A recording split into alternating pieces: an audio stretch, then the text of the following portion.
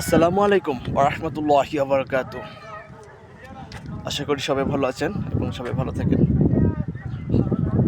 আজ শুক্রবার, factory off day.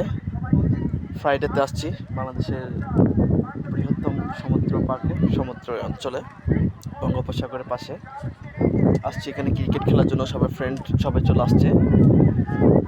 সেখানে আসার পরে প্রাকৃতিক পরিবেশের ভিতরে এখানে সমুদ্রের পাড়ের বেড়ে বেড়াচ্ছি দেখেন। আর এই যে আইসক্রিম খাচ্ছি, কুলফি খাচ্ছি, তো চিন্তা করেন এটা মানে কত সৌন্দর্য, কত ভালো লাগবে আপনার যে আপনি সমুদ্রের পাশে এসে বেড়ে বেড়াচ্ছেন। এটা আসলে মজাদার একটা বিষয়।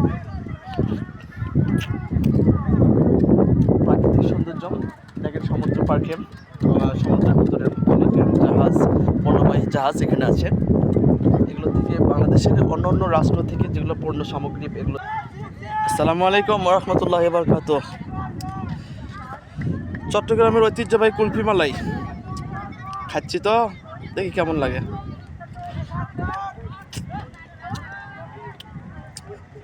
সেই লাগিচ্ছে কমান, সেই স্বাদ।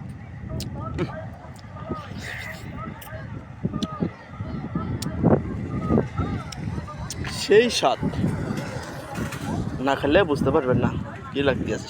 স্বাদ বুঝছেন?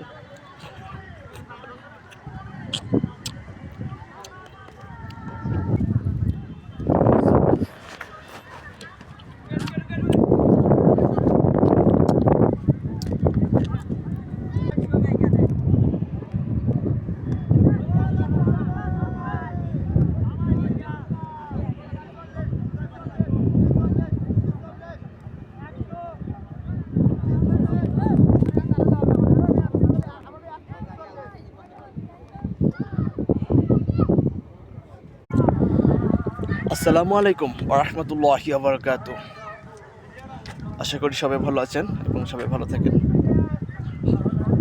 আজ শুক্রবার, ফ্যাক্টরি অফ ডে।